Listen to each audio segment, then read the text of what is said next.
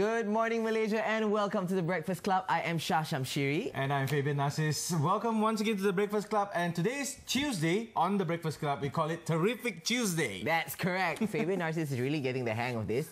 I miss hosting with Fabian. I haven't hosted with you for a few weeks already, right? Yeah, I heard you went on a holiday, right? Yes, I was away. Everybody needs their break every now and then. And I heard you were also with Shilda. You had a wonderful time with her on Yes, air. I had a wonderful time She's with fun, Shilda. right? She's fun. She's a ball of fun, actually. A lot of joy. Anyway, speaking about fun, Terrific Tuesday is also about what we always do every Tuesday morning. We start our show with our quick read. That's right. And the first article we have today, Fabian, is... NST, on the NST newspaper, nationwide sales for the Suri Rumah Tangga. How do you call that in English again? Housewives, that's right. How truly Malaysian we are. That's right. Now, the government is taking the lead to curb rising prices of essentials. Now, as natural calamities and global political unrest continue to wreak havoc on prices of essentials, the government has intervened to ease the people's burden. That's right. It is taking lead to organize a unified nationwide sales to slash prices of goods and services from June 15th to August 31st. So it's not anytime soon. It'll be at least about 2 months before this takes place, right? 3 months. Okay, June 15th, because now we're towards the end of March. It'll be April, May. Yeah, actually, it's about 3 months. 3 months, yeah. Right. This is because of the rising crude oil prices and also inflation.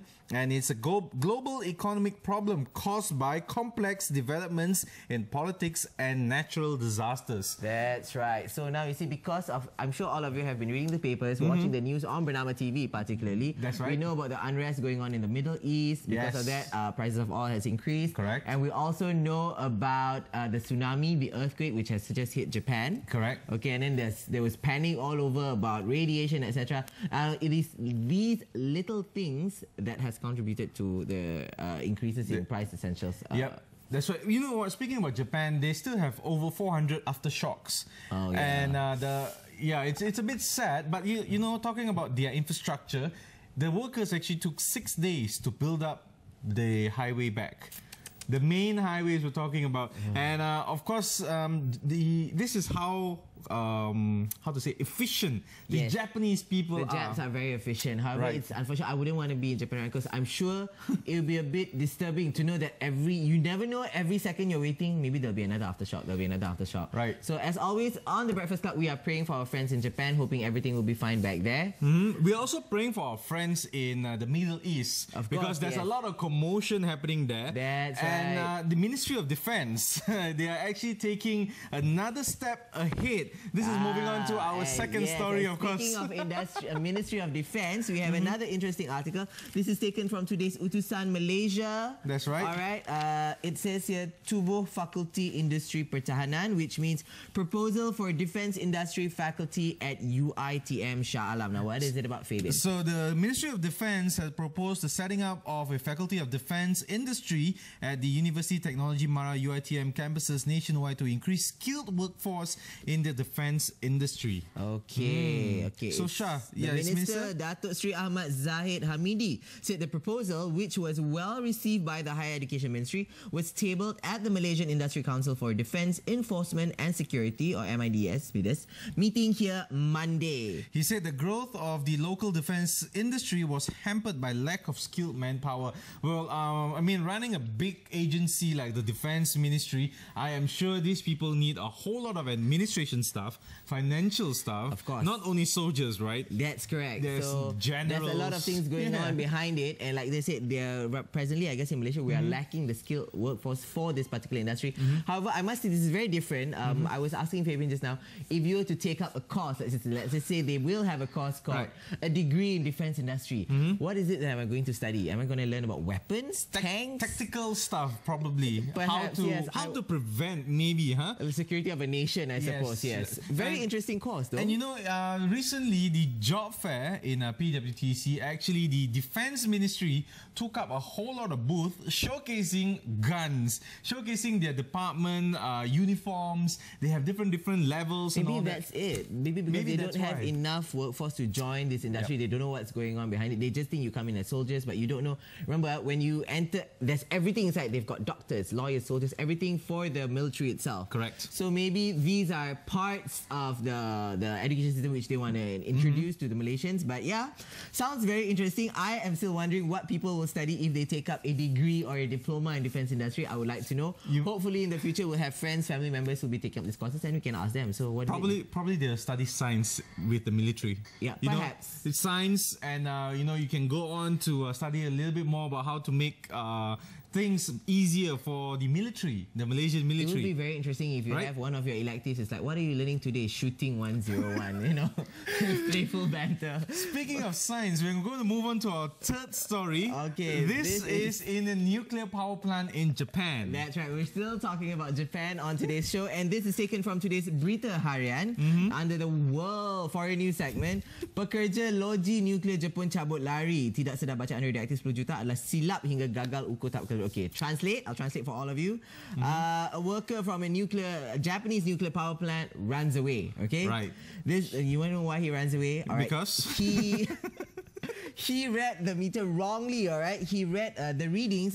He thought the radiation level at that time there was a leakage at one of the power plants. Okay, and then he read the level there, the radiation level, and he thought it was 10 million times higher when it was actually just 100,000. The level was 100,000, but he thought it was 10 million times higher. Now he panicked after reading. He said, "Oh no, it was already at a very critical level." Yep. He ran away.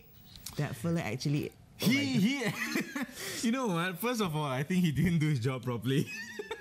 He should take the second reading. According to the newspaper, he did not. He did not take the second reading. Yes. So he should take the second reading just to double confirm on the radiation levels. And he didn't do that. So that's why he ran off. But, well, we know it's sought, but it wasn't that bad. It wasn't at a critical level. That's correct. So, I think the moral of this story is probably you should pay a little bit more attention and always double check on the results. No matter what you do, you can work on anything, even news. The only problem is, I guess, when he ran away, I'm sure he caused panic among his workmates as well. People must be running. Why was he running? And this kind of thing could lead to so many other things. Like I remember mentioning in the Breakfast Club, we had those tweets and SMSs about radiation coming to Malaysia. One simple message could spark panic for a whole nation. So same thing, if this guy, he should have been more responsible and checked, because whatever he did would have there would have been a domino effect. And one will say, oh my God, there's a guy from nuclear power plant running. Then he'll yell, telling the whole office, the level has reached like 10 million times higher. And then, for no reason you caused panic when actually everything was okay. All he needed was just to be more careful, more responsible, and check that, second time, oh no, my mistake. It's not dangerous. It's 100,000. Probably, even he ran away now, he might even cause a problem because, they're trying to sort out a problem. Yeah. And he ran away because there was no problem. Yeah. They created another problem. Yes, you're causing more problems. This is what they say, no problem causing more problems. I don't get it. But anyway, lesson learned, Malaysians, if you are reading any meter for that matter, regardless whether you work in a power plant, you may be counting money, whatever you do, always double check twice, all right? You don't want to get into trouble. You don't want to cause panic for anyone else. So the fourth story we have today is about a Frenchman. Let the Frenchman do the speaking. Well, how I wish. Yes. Now, this is taken from today's The Star, Fabian. We are talking about not just any Frenchman, we're talking about a French Spider-Man, all right? French Spider-Man tries to climb the Burj Khalifa. This is taken from today's The Star. Okay. I'm sure you remember just before sunset, there's this French guy who loves climbing skyscrapers. He climbed our KLCC once, our Twin Towers. Now, this article says just before sunset, French skyscraper climber who calls himself Spider-Man started to pull his way up the side of the world's tallest tower in Dubai. What's this guy's name? His name is Alain Robert. Okay, in English we'll say just Alan Robert, I suppose, but if you pronounce it à la française, the French way is Alain Robert. Okay. Okay, before he began his climb up the 828 meters Burj Khalifa yesterday, Alan said he expected the climb to take about 6 or 7 hours.